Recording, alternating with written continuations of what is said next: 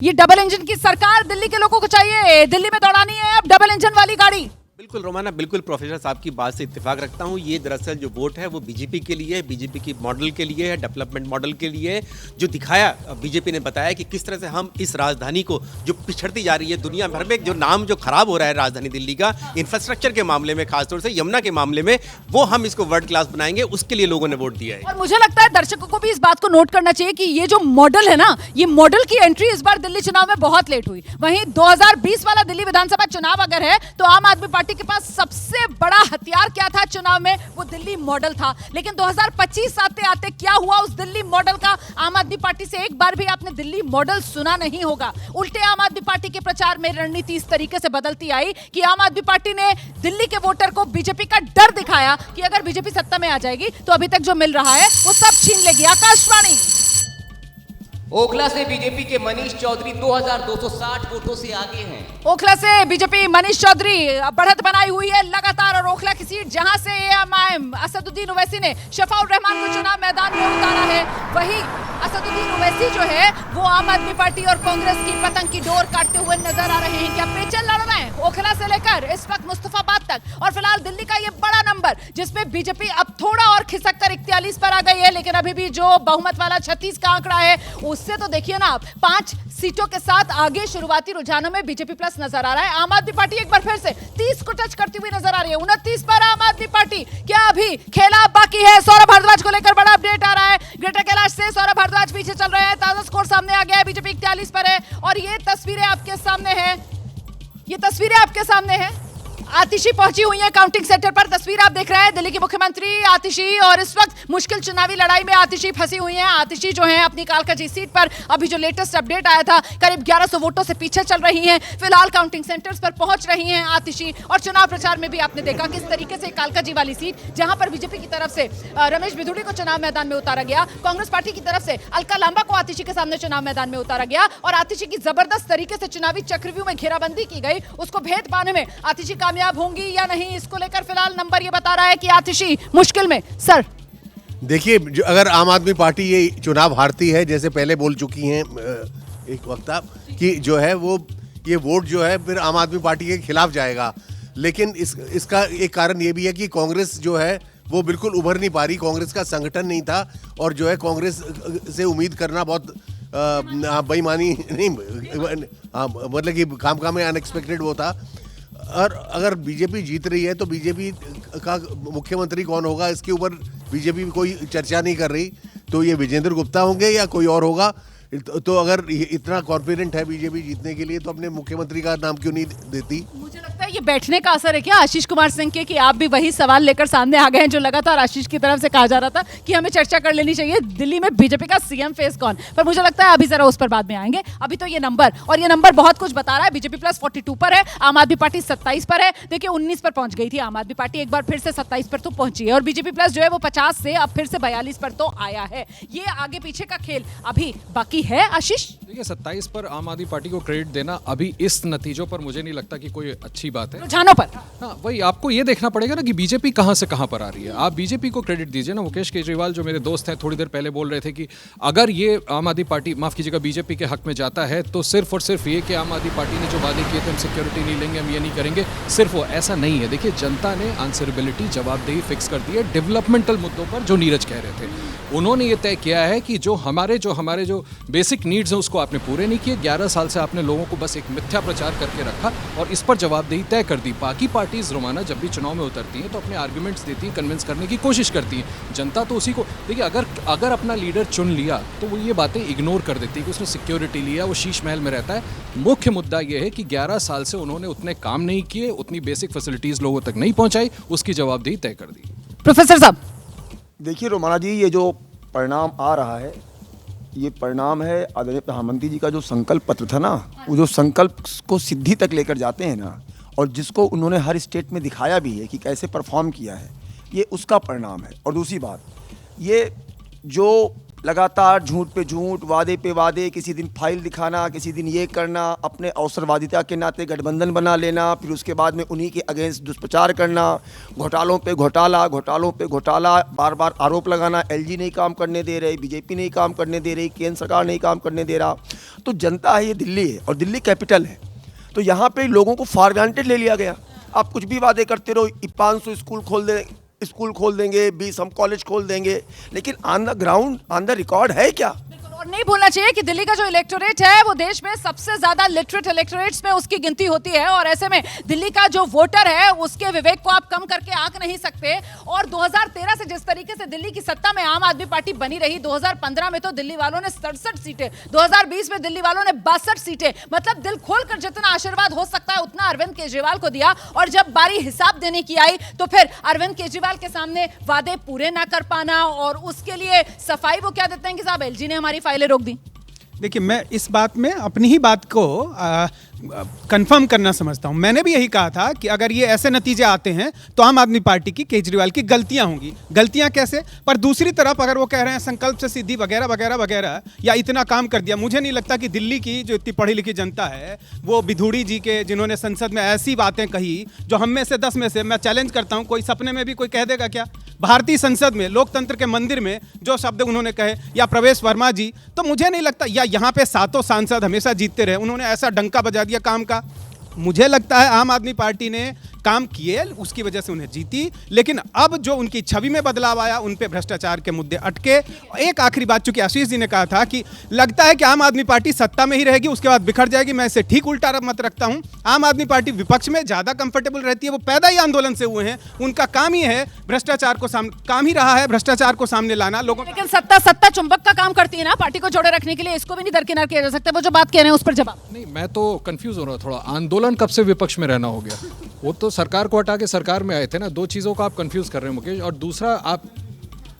दूसरा मैं ये कह रहा हूँ कि आप इस बात को तो मानो ना कि अरविंद केजरीवाल, आप कह रहे हैं कि भाई आप भी ये कह रहे थे कि उनके, अगर ऐसा होता है तो अरविंद केजरीवाल के खिलाफ मैंडेट, तो लोग तो कन्विंस हो गए ना उनके खिलाफ। आप सोचो कि रमेश बिधोड़ी जैसे लोगों के बयान को भी ओवर पावर कर गया लोगों का ये डिसीजन कि इस बार अरविंद केजरीवाल को हम हटाएंगे। इतनी नाराजगी ना अरविंद केजरीवाल से, मतलब अरविंद केजरीवाल जो हैं जिन्होंने इस पूरे चुनाव को अपने ऊपर केंद्रित कर लिया, ये तो अरविंद केजरीवाल को ही लोगों का जवाब मिला है ना।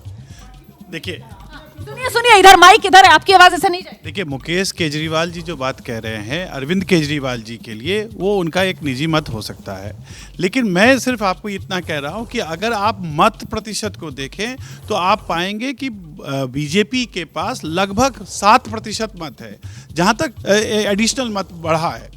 जहाँ तक शिक्षा का सवाल है, मैं सिर्फ आपको इतना ही कह देता हूँ कि कल ही दिल्ली विश्वविद्यालय में चुनाव हुए हैं और दिल्ली विश्वविद्यालय में आम आदमी पार्टी के शिक्षक का जो धड़ा था उसका सूफरा साफ हो गया है ईसी के इलेक्शंस में। और पता है क्यों? वो इसलिए कि 12 कॉलेज ऐसे हैं जहाँ पिछले 2 वर्षों से 3 वर्षों से अध्यापकों को सैलरी तक नहीं दी जा रही है। नहीं, अब तो सवाल फिर ये भी पूछा जाएगा ना प्रोफेसर साहब कि साहब वो काठ की हांडी जो है, वो काठ की हांडी कितनी बार चढ़ेगी? एक बार चढ़ जाएगी, बार बार तो नहीं चढ़ेगी ना। जी रवाना जी, बिल्कुल आप सही बात कह रही हैं, लेकिन अभी जैसे कि प्रोफेसर चंचू सिंह जी ने कहा, ये बात हम लोग डिबेट में भी कई बार कहते थे कि जो शिक्षा के मॉडल की बात करते थे, मोहल्ला क्लिनिक की बात करते थे, 12 कॉलेज दिल्ली विश्वविद्यालय के जो कि आम आदमी मतलब दिल्ली सरकार द्वारा फंडेड हैं, they are not getting the salary, not even teaching, even non teaching as well. अब आप सोचिए, बार बार माननीय न्यायालय के इंटरवेंशन से आप दे रहे हो, फिर आप कहते हो शिक्षा का मॉडल। माननीय हाई कोर्ट ने पिछले साल अप्रैल के महीने में 2 लाख बच्चों को ड्रेस और जो है बुक्स देने के मामले पे डायरेक्शन दिया। तीसरी बात, मोहल्ला क्लिनिक मैं तो घूमा हूँ, क्या आपके मोहल्ला क्लिनिक में आम आदमी की सर्जरी होती है, ऑपरेशन होता है? अरे एक्सरे घोटाला, लैब घोटाला, घोटाले पे घोटाला, उसके बाद कह रहे हैं कि माननीय मंत्री ना सर, वो तो मोहल्ला, वहाँ कौन सा ऑपरेशन थिएटर बने हुए हैं? नहीं, मैं ये कह रहा हूँ कि मोहल्ला क्लिनिक बहुत बढ़ा चढ़ा के, तो उसका ऑपरेशन क्या हो सकता है? उसके अलावा वहाँ भी फर्जी टेस्टिंग, फर्जी रिपोर्ट। उसके अलावा जो आप कह रहे थे भ्रष्टाचार, आपने तो एक के बाद एक जो लिस्ट में दोबारा आ जाऊंगी ना, थोड़ा सा जवाब तो ले लीजिए। मतलब ये तो इन्होंने लंबी भ्रष्टाचार की फहरिस्त खोल के डाल दी है। नहीं, देखिए, भारत में जो प्रधानमंत्री मोदी जी के बनाए हुए जितनी योजनाएं हैं, उन सब में मैं इससे कई गुना भ्रष्टाचार को सामने ला सकता हूं। पर ये तो कितनी बेसिर पैर की बिना पढ़े लिखों वाली बात है कि क्लिनिक में सर्जरी होती है क्या, इतनी भी हमें क्या कॉमन सेंस नहीं। एकमात्र और बात कि इतनी कॉमन सेंस भी नहीं हो, कोई बात नहीं। प्रोफेसर चंद्रचूड़ सिंह जी जो विश्वविद्यालय में शायद पढ़ाते भी होंगे कभी कभी, क्योंकि अक्सर तो मैं टीवी पे देखता हूँ, उनको ऐसा लगता है कि प्रधानमंत्री मोदी जी ने और नहीं दिल्ली के चुनाव में कितना बड़ा मुद्दा है विश्वविद्यालय के छात्रों का, चूंकि उनका विश्वविद्यालय की राजनीति को भी चूंकि ऐसा प्लेटफॉर्म मिला है जिस पे उन्होंने अपने व्यक्तिगत कुछ कह के आए होंगे कि नहीं विश्वविद्यालय की अगली राजनीति में सैम्पलिंग है ना, मतलब वो सैम्पलिंग के तौर पर वो इसको मिसाल रख रहे थे कि उससे अंदाजा लग जाता है। अपना पर्सनल एजेंडा, चूंकि चंद्रचूड़ सिंह जी अपना, चूंकि उनको चुनाव में अगली बार लड़े हैं, पिछली बार कितने वोट मिले और अगली मुझे लगता है थोड़ा सा पर्सनल नहीं होंगे अब यहाँ पर, प्लीज पर्सनल नहीं होंगे। नंबर बता दो, बीजेपी प्लस 43 पर है, आम आदमी पार्टी 26 पर है, और देखिए ताजा स्कोर में बीजेपी जो है वो 36 वाला जादुई आंकड़ा उससे बहुत आगे 43 पर खड़ी हुई नजर आ रही है। पूर्वांचली बहुल जो 29 सीटें उनमें बीजेपी 20 पर आगे हो गई है। ये आंकड़ा बहुत बड़ा है, क्योंकि अगर 2015 की बात की जाए तो सिर्फ पूर्वांचली 29 में से 2 सीटें बीजेपी ने हासिल की थी। 2020 की अगर बात की जाए तो पूर्वांचली 29 सीटों में से सिर्फ 5 सीटें थी जो बीजेपी ने हासिल की थी, लेकिन इस बार बीजेपी 20 सीटें हासिल कर रही है। प्रोफेसर साहब देखिए रुमाना जी, पहली मेरी बात सुनिए। मैंने कभी कोई व्यक्तिगत टिप्पणी नहीं की, मैंने सिर्फ ये कहा कि ये उनके निजी विचार हो सकते हैं। निजी और व्यक्तिगत में अंतर नहीं समझ में आता, टीवी पे नहीं बैठना चाहिए, पहली बात। दूसरी बात, मैं कभी कोई चुनाव नहीं लड़ा। और तीसरी बात, उनका ये कहना कि मैं टीवी के स्टूडियो में बैठा रहता हूं, ये बिल्कुल गलत है। आप अगर आप डिबेट आज नंबर पर रहते हैं, आपने अपनी बात रख दी। मुकेश जी आप भी थोड़ा संयम के साथ, आप दोनों लोग अपनी अपनी बात रखें। मैं जरा नंबर दिखा देती हूँ, क्योंकि दर्शक को आज इंटरेस्ट नंबर पर है। बीजेपी प्लस 44 पर पहुंच चुकी है, आम आदमी पार्टी जो है वो 26 पर है, और बीजेपी देखिए किस तरीके से वो बहुमत का जादुई आंकड़ा जो 36 का है उससे बहुत आगे 44 पर खड़ी हुई नजर आ रही है। ये बड़ी जीत की और बीजेपी बढ़ती हुई नजर आ रही है, और इस बीच वो नंबर दिलचस्प अंदाज में आप तक पहुंचाने की हमारी तैयारी। जीत का आशीर्वाद मिल रहा है बीजेपी को। शनिवार का दिन है, हनुमान मंदिर है, प्राचीन हनुमान मंदिर, जहां पर तमाम नेता जीत का आशीर्वाद लेने के लिए गए हैं, लेकिन फिलहाल हनुमान जी जीत का आशीर्वाद बीजेपी को देते हुए नजर आ रहे हैं। प्राचीन हनुमान मंदिर से ये नंबर आपके सामने है। हमारे साथ इस वक्त वरिष्ठ पत्रकार लोकमत के आदेश रावल भी यहाँ पर जुड़ गए हैं। आदेश, आपका पहला कॉमेंट इन आंकड़ों पर? देखिए, मेरा पहला कमेंट ये है कि कांग्रेस पार्टी के ऊपर जो आरोप लगते थे कि वो अलायंस नहीं करती और अरविंद केजरीवाल जो भागते थे, कांग्रेस पार्टी ने इसमें अपने आप का होने का एहसास करवाया कि सारा ठेका हमारे ऊपर नहीं है, आप लोग खुद भी लड़िए इसमें, ठीक है? पहली बात। दूसरी बात, ये 0-0 से करवा दिया? नहीं, वोट परसेंटेज देखिए ना कहाँ जा रहा है। जो अभी एग्जिस्टिंग है, अगर आप अरविंद का और कांग्रेस पार्टी का आप जोड़ देंगे वोट परसेंटेज, तो उसका जो वोट शेयर है वो बीजेपी से ज़्यादा बैठता है। तो ये जो बार बार ये बात होती है कि सारा ठेका कांग्रेस पार्टी के पास है, वो अपना घर को बर्बाद करती रहे और अलायंस की हेल्प करती रहे, वो चीज़ साबित होती है। आप देखिए, दलित और मुसलमान वोटर के बगैर अगर आप 7-8% वोट पे खड़े हैं, वो वोट क्यों नहीं मिला इनको? क्योंकि उनके पास ये संदेश था कि आम आदमी पार्टी ही हरा सकती है बीजेपी को, इसलिए सारा मुसलमान वोट उधर गया, जिसमें दलित का भी बहुत बड़ा चंक है। तो मुझे लगता है कि ये फैक्टर है जो अमरुद्दुल्ला ने ट्वीट किया अभी, और क्या कर दिया बताइए सर? अमरुद्दुल्ला ने कहा ना कि अलायंस होना चाहिए था, इंडिया अलायंस के ऊपर आरोप लगाया कांग्रेस पार्टी के ऊपर। तो मुझे ऐसा लगता है कि ये जो स्ट्रैटेजी थी इनकी अभी, अलायंस को लेके कांग्रेस पार्टी का जो ये रवैया और सख्त होने वाला है, उनको लगता है कि हमें अपने आप को मजबूत करना है, भले ही बीजेपी आती रहे। तो ये जो संदेश था वो उन्होंने साफ साफ उस करने में कामयाब हो गए। फिलहाल रीजनल पार्टीज की कॉस्ट पर कांग्रेस जो है वो बीजेपी को रोकने का काम नहीं करेगी, ये संदेश साफ निकल रहा है। और आंकड़ा बदल गया, आम आदमी पार्टी तो 30 पर आ गई है, आम आदमी पार्टी 30 पर आ गई है और बीजेपी जो है वो 40 पर खिसक कर आ गई है। और देखिए किस तरीके से फिलहाल बहुमत वाला वो जादुई आंकड़ा 36 का है, उससे अभी भी 4 सीट आगे बीजेपी नजर आ रही है, और आम आदमी पार्टी उस बहुमत के आंकड़े से 6 सीट के फासले पर है। क्या होगा यहाँ पर? क्या पिक्चर अभी बाकी है? क्या अभी कोई और ट्विस्ट आने वाला है? इसको लेकर अभी इंतजार है। क्लाइमेक्स के बाद एंटी क्लाइमेक्स, क्या इंतजार अभी किया जाए क्या? इसको लेकर पंकज सर तो बहुत देर से मुझे कह रहे हैं कि जरा रुक जाओ, जरा थमो, जरा इंतजार करो, लेकिन मैं नंबर दिखाने को लेकर बहुत उत्साहित सर। बीजेपी प्लस 40 पर, आम आदमी पार्टी 30 पर। पंकज सर, देखिए, कांग्रेस जो है हमेशा आम आदमी पार्टी पे आरोप लगाती थी कि ये आरएसएस की बी टीम है। अगर ये आरोप सच है तो क्या आरएसएस आम आदमी पार्टी को बिल्कुल खत्म होने देगी दिल्ली में? ये एक सवाल उठता है। अगर ये प्रिजम्पशन, ये जो आरोप है, अगर ये सही है, तो जो है बीजेपी जो है अभी बहुत जल्दी सेलिब्रेट करना शुरू कर दिया है, और जो है आम आदमी पार्टी के खिलाफ वोट तो पड़ रहा है, वो दिख रहा है, सामने भी दिख रहा है, जो कम मार्जिन वगैरह हैं। जनता पार्टी की हराने के लिए, सत्ता से दूर करने के लिए आप भी लड़ती है, कांग्रेस भी लड़ती है, लेकिन अलग अलग लड़ते हैं।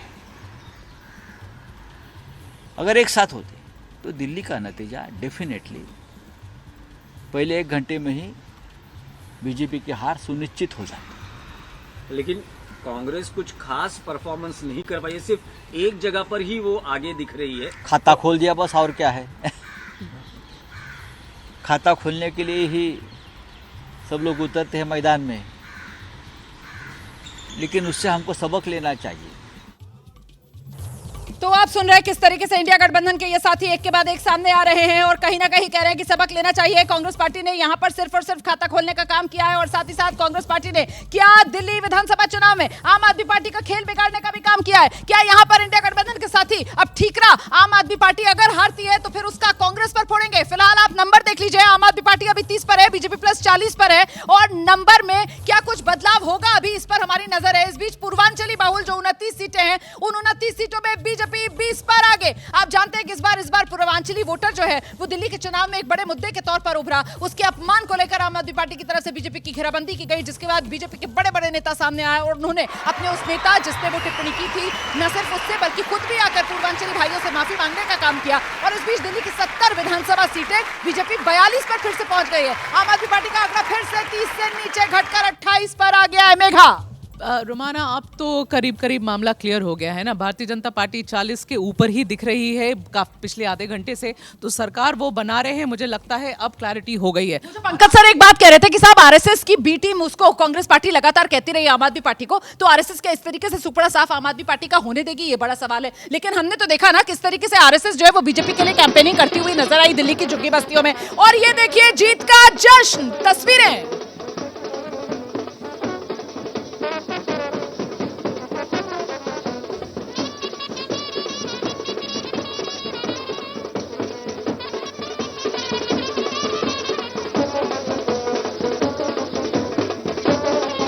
हमारी सहयोगी मनोज्ञा यहीं पर मौजूद है जहां पर ये देश है वीर जवानों वाला बैंड पर धुन बजती हुई आप सुन रहे हैं और ये बीजेपी का दफ्तर है जहां पर कार्यकर्ताओं का जोश हाई है। और नंबर देख लीजिए आप किस तरीके से बीजेपी प्लस 42 पर है, आम आदमी पार्टी 28 पर है। बीजेपी लगातार बड़ी जीत की तरफ बढ़ती हुई नजर आ रही है। बीच बीच में आम आदमी पार्टी जो है वो जोर लगाती हुई नजर आती है, लेकिन आम आदमी पार्टी का नंबर 30 के पार तो जा नहीं पा रहा है। आम आदमी पार्टी अभी 28 पर है, बीजेपी प्लस 42 पर है। 36 जादुई आंकड़ा है। और फिलहाल चाहे पूर्वांचली वोटर हो, चाहे पंजाबी वोटर हो, चाहे मुस्लिम बहुल सीटें हो या फिर वो आरक्षित 12 सीटें दिल्ली की 70 विधानसभा सीटों में से, हर सीट पर इस वक्त कमल जो है वो अपनी छाप छोड़ता हुआ नजर आ रहा है, कमल खिलता हुआ नजर आ रहा है और इसी वजह से नुकसान आम आदमी पार्टी को। मेघा, ऐसा है रुमाना, पहले थोड़ी तो आप सांस ले लीजिए। मैं आपसे ये कहूंगी कि जश्न के विजुअल्स आप लोग देखिए, लेकिन आपके राजनीतिक संपादक होने के नाते मेरा फोकस तो अब शिफ्ट कर चुका है। अब मैं सारे बीजेपी के नेताओं को मैसेज करके पूछ रही हूँ कि भाई सीएम का चेहरा बताइए, अब सीएम कौन होने वाला है। मुझे लगता है अब फोकस शिफ्ट करने की जरूरत है, लेकिन हाँ, I want to be a little careful. हम लोग ये भी जानने की कोशिश कर रहे हैं कि वो कितनी सीटें हैं जिस पे मार्जिन अभी बहुत स्लिम है।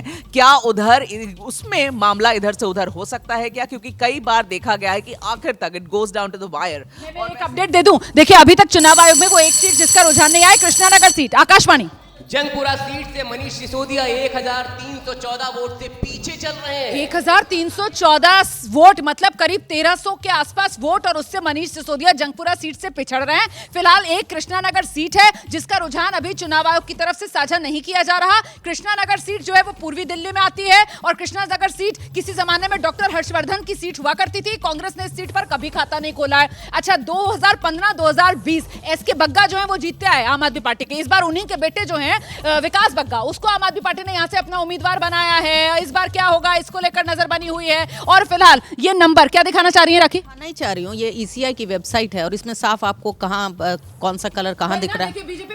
बीजेपी 42 ये ईसीआई की वेबसाइट है, आम आदमी पार्टी 27 और वही एक सीट जिसका अभी रुझान नहीं आया है वो सीट जो है वो सीट है कृष्णानगर सीट। प्रफुल्ल, एक सवाल है कि 42 जो दिखा रहे हैं इसमें सीलमपुर और ओखला भी है क्या शामिल?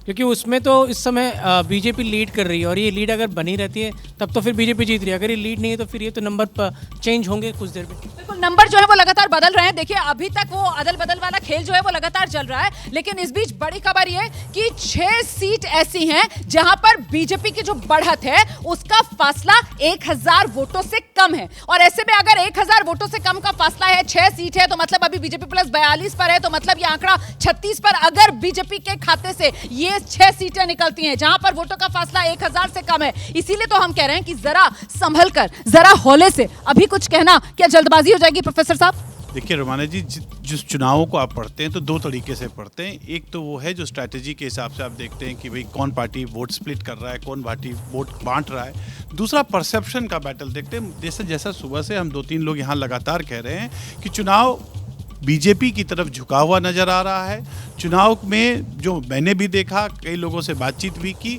तो वो जो समाज का एक परसेप्शन है वो एंटी केजरीवाल मूड बिल्कुल स्पष्ट है। और ये भी मैं बिल्कुल मानता हूँ कि चूंकि जो फासला है 1000, 1500, 1200 वोट का ही है, और आप देखेंगे तो कांग्रेस भी लगभग सभी कॉन्स्टिट्यूएंसीज में 700, 800, 900 वोट से डेंट कर रही है। तो स्ट्रैटेजिकली एक तो केजरीवाल जी को घाटा हो रहा है, और परसेप्शन वाइज केजरीवाल साहब को बहुत घाटा हो रहा है। This vote is going in favour of prime minister Modi's guarantee. ये मुझे बिल्कुल स्पष्टता लग रहा है। बिल्कुल, अभी बस मैं एक आंकड़ा बता दूं कि 6 सीटें आम आदमी पार्टी की भी ऐसी हैं, 6 सीटें बीजेपी की भी ऐसी हैं जहां पर ये आम आदमी पार्टी 1000 से कम की बढ़त के साथ अपनी फिलहाल जो बढ़त है वो बनाती हुई नजर आ रही है, और यही हाल बीजेपी का है। 6 सीटें ऐसी हैं जहां पर बीजेपी की जो बढ़त है वो 1000 वोटों के भीतर की बनी हुई है। इसीलिए देखिए मामला अभी भी कुछ फंसा हुआ सा नजर आ रहा है, क्योंकि 6 सीट जिन पर 1000 से कम की बढ़त है, दोनों के साथ ऐसे ही हो रहा है, आम आदमी पार्टी के साथ भी और बीजेपी के साथ भी। और यही जो सीटों का फासला है, यही सीटों का फासला जीत का अंतर जो है उसको बहुत बड़ा कर सकता है, या फिर उसको बिल्कुल करीबी लाकर आर पार की टक्कर में तब्दील कर सकता है। आशीष, 28 में जोड़ दीजिए वो 6, 34, 42 में से माइनस कर दीजिए वो 6, 36, दोनों मिला के 70, तब भी बीजेपी कंफर्टेबल है। अब मुझे नहीं लगता कि लेकिन नजदीकी हो जाएगा ना, 34 और 36 होता है तो नजदीकी हो जाता है। वही मैं कह रही हूँ कि यही जो सीटें हैं, मतलब कुल मिलाकर 12 सीटें हो जाती हैं, और यही 12 सीटें जो हैं वो डिसिसिव रहने वाली हैं कि बीजेपी की जीत का अंतर अगर ये इसी तरीके से नंबर रहते हैं तो फिर वो कितना बड़ा होगा, या फिर मामला करीबी होगा। देखिए हम ये बात 2 दिन से लगातार कर रहे हैं कि हो सकता है कि नतीजे 35 से 36 से 40 और इस तरह से हो, दिस वे और दैट वे। लेकिन अब तो जो सामने ट्रेंड दिख रहा है उससे बिल्कुल क्लियर है कि भारतीय जनता पार्टी आम आदमी पार्टी से आगे है। क्लोज मार्जिन हो, लेकिन बीजेपी कंफर्टेबली सरकार बना रही है। ठीक है, आम आदमी पार्टी के लिए केजरीवाल भारी पड़ गए? नहीं, केवल वही भारी नहीं पड़े, उनके और भी लोग हैं, उनकी जो और भी नीतियां हैं, उनके और भी जो दिल्ली में पिछले 11 सालों में 10 सालों में सारा दारोमदार तो आम आदमी पार्टी का केजरीवाल ही है ना। केजरीवाल ही सर्वे सर्वा है, केजरीवाल ही चेहरा है, केजरीवाल ही नेता है, केजरीवाल ही नीति है, केजरीवाल ही एजेंडा है, केजरीवाल ही नैरेटिव है। तो जब रोमाना जी आप जीत का श्रेय खुद लेते हो, स्वयं को कहते हो हम कट्टर ईमानदार, हम गाड़ी नहीं लेंगे, हम घोड़ा नहीं लेंगे, हम बंगला नहीं लेंगे, उसके बाद में सारी चीज़ों को आप रिवर्स करते हो, तो ultimately who is going to take the burden? अगर आप उसकी हारेंगे तो हार की जिम्मेदारी तो फिर सिर्फ और सिर्फ अरविंद केजरीवाल की बनेगी। आम आदमी पार्टी 30 पर पहुंच चुकी है, फिलहाल बीजेपी प्लस जो है वो 40 पर आ गई है, और अभी भी ये आगे पीछे का खेल लगातार जारी है। लेकिन यहाँ पर दिक्कत में केजरीवाल, हालांकि खुद केजरीवाल तीसरे राउंड के बाद अपनी सीट से जो पिछले राउंड तक 250 के करीब का फासला था, उसे अंतर को 350 पर ले गए। अरविंद केजरीवाल ने बढ़त बना ली है नई दिल्ली विधानसभा सीट से। बहुत कम का अंतर है, इसीलिए ये बहुत कंफर्टेबल नहीं है। और मैं कहूँगा कि अगर जीत का उनके श्रेय उनको मिलता है तो हार की बदनामी भी उन्हीं को उठानी पड़ेगी। और ये तो सवाल ही नहीं है कि क्या आम आदमी पार्टी ने अरविंद केजरीवाल पे दाव, ये तो पूरी पार्टी अपने कंधे पे, जो आपने लास्ट में वो बात कही ना, वही बात है। तो इसीलिए हमें ये बिल्कुल समझना होगा कि वहाँ पे दूसरा कुछ भी नहीं है। जैसे बीजेपी की जीत हार सब मोदी जी के लिए है, वैसे ही आम आदमी पार्टी यहाँ पे पूरी तरह से उसका सिनोनिमस है, पर्यायवाची है अरविंद केजरीवाल। बिल्कुल इसी बात को तो आशीष कह रहे थे ना, और इसीलिए आशीष की तरफ से कहा गया था कि अगर सत्ता से बाहर होते हैं तो फिर आम आदमी पार्टी बिखर जाएगी। आम आदमी पार्टी का संयोजक कौन? अरविंद केजरीवाल। चेहरा कौन? अरविंद केजरीवाल। नैरेटिव कौन सेट करता है? अरविंद केजरीवाल। एजेंडा कौन तय करता है? अरविंद केजरीवाल। जैसे न्यूज़ में कहते हैं ना कद्दावर नेता, अब कद्दावर नेता अगर 350 वोटों से आगे चल रहा है अभी, तो उसे पुअर परफॉर्मेंस कहते हैं। और आपको ये बताता है कि अगर अरविंद केजरीवाल की ये हालत है तो इफेक्टिवली जब फाइनल रिजल्ट्स आएंगे तो आम आदमी पार्टी की क्या हालत होगी वो भी देखेंगे। डेवलपमेंट का जो मोमेंटम था, अब ऐसा लग रहा है कि जो जनता है उसको बहुत केयरफुली वॉच कर रही थी रोमाना, और अब इस वक्त लग रहा है कि उसको वॉच करते हुए उनको नंबर भी वॉच कर लीजिए मैडम, नंबर बदल रहा है। आम आदमी पार्टी 31 पर पहुंच गई है, बीजेपी जो है वो 39 पर आ रही है, नंबर बदल रहा है। आम आदमी पार्टी की गाड़ी बहुत देर बाद, मैं आ रही हूँ आपके पास ही आ रही हूँ, बस बता दूं दर्शकों को कि बहुत देर बाद आम आदमी पार्टी का जो नंबर है वो 30 को पार कर पाया है, 31 पर पहुंचा है, और उतनी देर बाद बीजेपी का जो नंबर है वो 40 से नीचे आया है, वो 39 पर आया है। आम आदमी पार्टी 31 पर है, बीजेपी प्लस 39 पर है। अभी भी क्या कोई ट्विस्ट दिल्ली के इस पॉलिटिकल ब्लॉकबस्टर में बाकी है? सांसें थाम कर रखिए, अभी टीवी के सामने आप मत हटिए, अभी नतीजे नहीं आए हैं, अभी दिल्ली विधानसभा चुनाव के इस पॉलिटिकल ब्लॉकबस्टर में बहुत से ट्विस्ट एंड टर्न्स बाकी हैं। ये भी बड़ी बात है कि अगर आम आदमी पार्टी इस तरह से मुकाबला कर रही है तो ये भी बड़ी बात है, क्योंकि इतने सालों के बाद भी अगर आप अपने आप को बचाने के लिए इतनी कवायद करते हैं, लेकिन हाँ, जो बार बार हम लोग अब देख रहे हैं ट्रेंड, उसमें बीजेपी क्लियरली एक एज लेती हुई नजर आ रही है। बीजेपी एज, हाँ जी मेगा क्विक अपडेट दे दूं, रमेश बिदूड़ी 1000 वोटों से आगे हैं। रमेश बिदूड़ी ने जिस तरीके के बयान दिए हैं और जितना पार्टी ने उसके ऊपर एक्शन लेने की कोशिश करी, उन्हें लिटरली मीडिया से दूर कर दिया गया था 2 वीक के लिए। अगर रमेश बिदूड़ी, आतिशी जो कि आपकी सिटिंग चीफ मिनिस्टर हैं, उसको पछाड़ रहे हैं, तो ये जनता का मन भी आपको ये सारी चीजें बताता है। जबकि ये कालकाजी सीट 2015 में भी आम आदमी पार्टी ने जीती थी भाई, अवतार गिल यहाँ से जीते थे, 2020 में खुद आतिशी ने इस सीट को जीता, और अब की बार तो सिटिंग सीएम थी, उनकी ये सीट थी, लेकिन उस सीट पर आतिशी पिछड़ रही। देखिए, ये ऊपर नीचे होता रहेगा। मैं सुबह से कह रहा हूँ कि कांटे का मामला है, कई जगहों पे बहुत कम मार्जिन से ये होगा। 1-2 चीज़ों का उदाहरण देना चाहता हूँ कि मनीष सिसोदिया का 2020 का चुनाव आपको याद होगा कि वो 12-13 राउंड तक पीछे चल रहे थे और फिर एकाएक 3000 वोट से वो जीत गए। इसी तरह से बदरपुर से रामवीर सिंह बिदूड़ी जो है, उनका चुनाव की जो मतगणना थी वो शाम तक चली थी और वो भी बहुत थिन मार्जिन से जीते थे, कोई बहुत मेजर मार्जिन से जीत के नहीं आए जो आज लोकसभा के सांसद हैं। तो हमें इंतज़ार करना चाहिए। मैं ये कह रहा हूँ कि इंतजार कीजिए। कांटे का मुकाबला मैं सुबह से इसलिए कह रहा हूँ क्योंकि कई जगहों पे ऊपर नीचे होता रहेगा। लेकिन बीजेपी ने तो जश्न मनाना शुरू कर दिया, बीजेपी के नेता तो मीडिया के सामने आ गए हैं और वो बाकायदा बैंड बज रहा है। देखिए, वो उनका अधिकार है, जश्न मनाएंगे। नंबर बदल गया, 1 सेकंड आप अपना जवाब दे दीजिएगा। फासला फिर से बीजेपी ने बढ़ा लिया और लीजिए, फिर से बीजेपी जो है वो 40 के पार 42 पर पहुंच चुकी है। आम आदमी पार्टी फिर से 30 के नीचे 28 पर आ गई है। बहुत देर बाद आम आदमी पार्टी जो है वो 30 से आगे बढ़कर 31 पर पहुंची थी और बीजेपी जो है वो 40 से जरा नीचे आई थी 39 पर। लेकिन एक बार फिर से अब वही ट्रेंड उसी की तरफ दोबारा से, ये जो आंकड़ा है, शुरुआती रुझान इसको अभी कहेंगे, हालांकि 2 घंटे की काउंटिंग हो चुकी है। देखिए, 2 क्या, अब तो 2.5 घंटे होने जा रहे हैं, 10:21 अभी समय हो रहा है और ऐसे में आम आदमी पार्टी जो है वो 28 और बीजेपी प्लस जो है वो 42। जो अगला 1 घंटा है वो क्रुशियल है। अगर ये ट्रेंड जैसा दिखा रहा है अभी ऐसे ही रहता है तो आपको याद है जब अरविंद केजरीवाल जेल में थे तो सब ने कहा कि इस्तीफा दो, तो उन्होंने नहीं दिया। जब वो बाहर आए तो उन्होंने इस्तीफा दिया और कहा कि मैं जनता के बीच जा रहा हूँ, जनता अब तय करेगी मैं करप्ट हूँ या नहीं हूँ, मेरे शीश महल से दिक्कत है या नहीं है। लेकिन अगर इस रुझान को मान लिया जाए कि ऐसा ही रहेगा तो जनता ने मान लिया है कि आपने घोटाला किया है और आपके ऊपर आरोप थे वो सही थे और ये शीश महल से हमें दिक्कत है। क्योंकि आप जब आए थे आंदोलन से निकल के तो आपने जो कहा था उस सब के विपरीत आपने तमाम काम किए। तो अरविंद केजरीवाल के खिलाफ ये मैंडेट है अगर ये ट्रेंड ऐसा ही रहता है अगले 1 घंटे। नहीं तो अरविंद केजरीवाल ने सबक नहीं सीखा ना भाई। 2024 जो लोकसभा चुनाव थे, जब जमानत पर बाहर आए थे वो प्रचार करने के लिए, तब भी तो वो लोगों से कहते थे दिल्ली वालों अगर चाहते हो कि तुम्हारा बेटा सलाखों के पीछे ना जाए तो जिता दो। इंडिया गठबंधन को एक भी सीट नहीं मिली, वहां पर भी ऐसे ही बेरंग केजरीवाल रह गए, इंडिया गठबंधन रह गया और यहाँ पर भी सत्ता से बाहर हो रहे हैं। देखिए, ये तो है केजरीवाल जो है कि हमेशा ड्रामेटिक तरीके से जो है अपनी बात कहते हैं और उन्होंने एक तरह से ये बना दिया कि जैसे उन्हीं के अपने ऊपर फोकस रखते हैं। तो ये इलेक्शन अगर वो हार जाते हैं तो नेचुरली वही कारण होंगे इस इलेक्शन को हारने का, लेकिन अगर जीत जाते हैं तो उसका श्रेय भी उन्हीं के ऊपर जाएगा। तो ये तो है, हमेशा रहा है, ये बीजेपी में भी रहा है कि ये ओवर एक्सपोज कर दिया क्या अरविंद केजरीवाल ने खुद को। देखिए, अब जीतेंगे तो नहीं, मुझे लगता है ये बेकार का आर्गुमेंट है। जीत तो बीजेपी क्लियरली रही है और मैं बार बार वही बात कह रहा हूँ जो आदेश आपसे अभी कह रहे थे कि ये दिल्ली की जनता ने जवाबदेही तय कर दी। अलग अलग मुद्दों पे, डेवलपमेंटल मुद्दों पर बीजेपी कामयाब हो गई लोगों को ये समझाने में कि ये जो वायदे आपसे कर रहे थे साल दर साल उनको पूरे नहीं कर रहे थे और लोगों को ये बात समझ में आया कि बातें बड़ी बड़ी हुई, धरातल पर कुछ दिख नहीं रहा था, लिहाजा आपको ये नतीजे सामने नजर आ रहे। बिल्कुल वो ठीकरा जो अरविंद केजरीवाल की तरफ से तो बार बार केंद्र सरकार पर फोड़ दिया जाता था कि साहब एलजी जो है वो हर काम में रोड़ा अटका देते हैं, लेकिन दिल्ली की जनता के सामने वो दावा चला नहीं और साथ ही कट्टर ईमानदार हूं मैं तो दिल्ली की जनता फैसला करेगी। उस दावे की भी दिल्ली की जनता हवा निकाल रही है क्योंकि आंकड़ा फिर से बदल गया है। आम आदमी पार्टी का आंकड़ा और कम हुआ है, 27 पर इस वक्त आम आदमी पार्टी और बीजेपी प्लस 43 पर। देखिए, इतना सिंपलिस्टिक नहीं है कि उन्होंने कभी कोई काम नहीं है, 10 साल में कोई काम नहीं किया। अगर ऐसा होता तो पिछले चुनाव में इतनी भारी बहुमत से लोग उनको जीत नहीं दिलाते।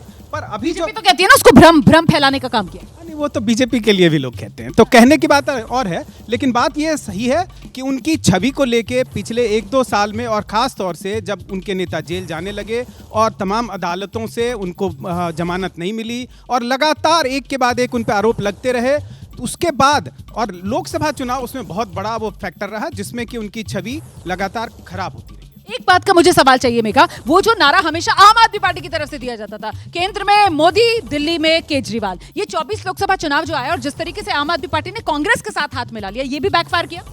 कांग्रेस के साथ हाँ नहीं, इस बार तो देखिए रोमाना, जो बहुत इंटरेस्टिंग बात ये हुई है कि कांग्रेस से जनरल इलेक्शन में हाथ मिला है। केजरीवाल ने जाकर कांग्रेस के लिए वोट दिया और कांग्रेस ने जाकर राहुल गांधी ने केजरीवाल के लिए वोट दिया। लेकिन इस चुनाव के आखिरी के 15 दिन में आपने देखा क्या हुआ। राहुल गांधी जब जमीन पे उतरे और प्रियंका वाड्रा जब जमीन पे उतरी तो उन्होंने किसकी बात करी? उन्होंने नरेंद्र मोदी के ऊपर कोई निशाना नहीं साधा, उन्होंने निशाना साधा अरविंद केजरीवाल के ऊपर। अपने ही अलायंस पार्टनर के पीछे गए, हाथ धोकर पड़े रहे। राहुल गांधी यमुना पे जाके 10 मिनट की डॉक्यूमेंट्री बनाते हैं और नाले दिखाते हैं और कहते हैं मैं एलजी को तो पेरिस बना दिया, ये वाला तंज भी किया था हाँ, और एलजी के पास जाके शिकायत करूंगा। और इन्होंने सबसे बड़ा भ्रष्टाचार किया, लिकर स्कैम। तो राहुल गांधी की पूरी टीम, प्रियंका वाड्रा, वो सारे के सारे उतर गए अरविंद केजरीवाल के अगेंस्ट और उसका फायदा भारतीय जनता पार्टी को सीधे तरीके से होता। नंबर देख लीजिए आप, आम आदमी पार्टी घटकर 27 पर खड़ी हुई नजर आ रही है, बीजेपी प्लस जो है वो 43 पर तेजी से आगे बढ़ती हुई नजर आ रही है। यहीं तक अब ये ट्रेंड इसी रूप में कंसोलिडेट करेंगे क्या, इसको लेकर बड़ा सवाल है। ये आम आदमी पार्टी और कांग्रेस एक दूसरे पर किस तरीके के हमले बोल रहे थे, इसकी बात तो पीछे हो गई, लेकिन बात दिल्ली के अंदर नतीजे जो हैं वो स्विंग वोटर तय करेगा। और वो स्विंग वोटर जो लोकसभा में भले ही बीजेपी की तरफ जाता हो, लेकिन विधानसभा में वो मजबूती के साथ आम आदमी पार्टी के साथ आ जाता है और उसमें महत्वपूर्ण वो दिल्ली का मिडिल क्लास होता है। तो ऐसे में जो केंद्र की तरफ से चाहे 8वें वेतन आयोग का ऐलान हो या फिर वो बजट, जिस बजट में 12 लाख तक की आमदनी और नौकरी पेशा के लिए तो 12,75,000 तक की जो आमदनी है, वही मास्टर स्ट्रोक दिल्ली में बीजेपी के लिए साबित हो रही है। कहा ही जाता है कि दिल्ली में वो उन सबका एक समूह है, मिडिल क्लास जो है एक बहुत बड़ा तबका है और इसको कहीं ना कहीं एड्रेस करने की, जैसा आपने ही कहा, भी कोशिश पूरी की है बीजेपी ने। और उन सारे गैप्स को अभी मुकेश जी भी जो कह रहे थे कि कुछ गलतियां, तो वो गैप्स पे काम करना ही तो पॉलिटिक्स है, तो उस पर बीजेपी ने काम किया है। बिल्कुल, वो जो फॉल्ट लाइंस होती हैं उसी को लेकर तो जो नेता होते हैं वो पॉलिटिक्स करते हैं। और देखिए किस तरीके से अब जानकारी मिल रही है, 17 सीट ऐसी हैं जहां पर बीजेपी जो है वो 5000 वोटों से बढ़त बनाए हुए है। 17 सीटें हैं ऐसी। ताजा स्कोर आपके सामने है, बीजेपी 43 पर है, आम आदमी पार्टी 27 पर है। और अब आप ये मानकर चलिए कि 2.5 घंटा गिनती का हो रहा है, कमोबेश तस्वीर अब इसी तरीके की रहने वाली है। बहुत बड़ा कोई उलटफेर नहीं होगा। अब तो देखना ये दिलचस्प होगा कि आखिरकार वो जीत का फासला, वो जीत का अंतर किस रूप में कितना रहता है। मामला नजदीकी आम आदमी पार्टी या बीजेपी के बीच बनता है या फिर वो बड़ी सुनामी बीजेपी की आती है क्या, क्योंकि 70 विधानसभा सीटें हैं और इनमें से बहुत सी सीटें ऐसी हैं जिसको लेकर लगातार लोग कह रहे हैं कि मामला बहुत करीबी और बहुत देर तक तस्वीर साफ हो पाती है। इस बीच जश्न की तस्वीरें आने लगी हैं। बिलाल हमारे सहयोगी वहीं पर हैं, अभी तक तो बैंड आप बजते हुए देख रहे थे, अब जरा ढोल की धुन सुनिए। जो है वो यहाँ पर नाचते हुए दिख रहे हैं। सर, कितनी खुशी और किस तरीके से जश्न का इजहार, इतनी ज्यादा खुशी हम बयान नहीं कर सकते। कम से डंका बज रहा है, बजता रहेगा, बीजेपी आएगी, डंका बजेगा। कब से कितने सालों का इंतजार, 27 सालों का इंतजार अब खत्म हो रहा है। और मैंने तो अपने टूटे घिस लिए केजरीवाल को हराने के लिए, दिल्ली में 2 महीने से घूम रहा हूँ केजरीवाल जी को हराने के लिए। केजरीवाल पे जो पानी फेंक के विरोध किया था वो मैं ही शख्स था, वो मैं ही शख्स था। इसे जश्न कैसे मनाएंगे? जश्न बार खुल के होगा। जितने लोगों को भी पार्टी चाहिए होगी मैं दूंगा पार्टी उन लोगों को। हम मिठाइयाँ बांटेंगे, लड्डू बांटेंगे और जश्न मनाएंगे। झाड़ू बिखर गई है इस बार दिल्ली में, 70 की 70 झाड़ू बिखरेंगी। ठीक है, और भी समर्थक हैं। एक बार मैं पहले ये कहाँ से आरकेपुरम से आए, बहुत ही अच्छा आदमी है। तो लीजिए देखिए किस तरीके का जश्न बीजेपी के खेमे में मन रहा है। अब तो ढोल बज रहा है और इससे पहले बैंड जो था वो खुशी वाला बीजेपी के दफ्तर पे बज रहा था। मुझसे आदेश रावल पूछ रहे थे कि बैंड किसका बजा, तो बैंड जो है वो खुशी वाला बजा था आदेश, मैं बता दूं आपको। और ढोल जो है वो भी बीजेपी दफ्तर में बज रहा है क्योंकि बीजेपी के खाते में अभी 43 सीटें जाती हुई नजर आ रही है। और देखिए चुनाव आयोग में भी सभी 70 की 70 विधानसभा सीटों के रुझान आ चुके हैं। चुनाव आयोग में शुरुआती रुझानों के मुताबिक बीजेपी प्लस 43 पर, आम आदमी पार्टी 27 पर, मतलब कंफर्टेबल बहुमत का आंकड़ा 36 वाला दिल्ली विधानसभा का, उसको पार करके बीजेपी 43 के आंकड़े पर खड़ी हुई है और आम आदमी पार्टी जो है वो 27 पर है। झाड़ू के तिनके बिखर गए, मैंने अभी सुना एक बीजेपी समर्थक कह रहा था। मैं तो कुछ कह नहीं रहा ना, मैं किसी पार्टी का समर्थक नहीं हूँ, मैं सुबह से यही कह रहा हूँ कि there is a close fight. Edge और एडवांटेज आम आदमी पार्टी है। अभी भी दे रहा हूँ, 6 राउंड की काउंटिंग सीलमपुर में हो चुकी है जहाँ पर 8000 से लीड है। यहाँ पर अभी वो नतीजे उसमें रिफ्लेक्ट नहीं हो रहे स्क्रीन पे। मैं बार बार पूछ रहा हूँ कि क्या 43 में ओखला, सीलमपुर और बाकी सीटें हैं क्या?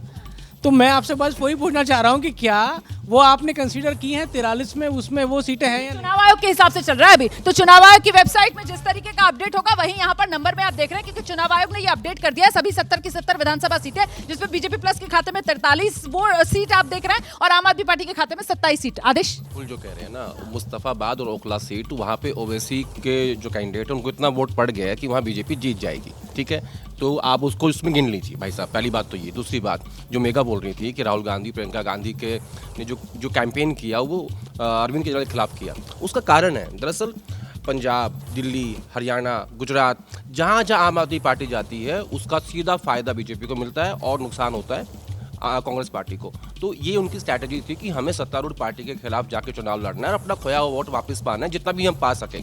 उनकी लड़ाई अगले 5 साल की है। उनको ये पता था कि इस बार के चुनाव में कोई सीट नहीं आएगी, अगर 1 या 2 सीट आ जाती हैं, लेकिन वोट शेयर बढ़ेगा और वो वोट शेयर हमारा होगा, जो जिसमें दलित और मुसलमान शामिल नहीं है। सबसे बड़ी बात। दूसरी बात, जो कांग्रेस के खाते में वोट जा रहा है आप कह रहे हैं दलित मुसलमान नहीं है, क्योंकि मुसलमानों को ये बात पता थी कि जो बीजेपी को हराएगा हम उसको वोट देंगे और वो अरविंद केजरीवाल है।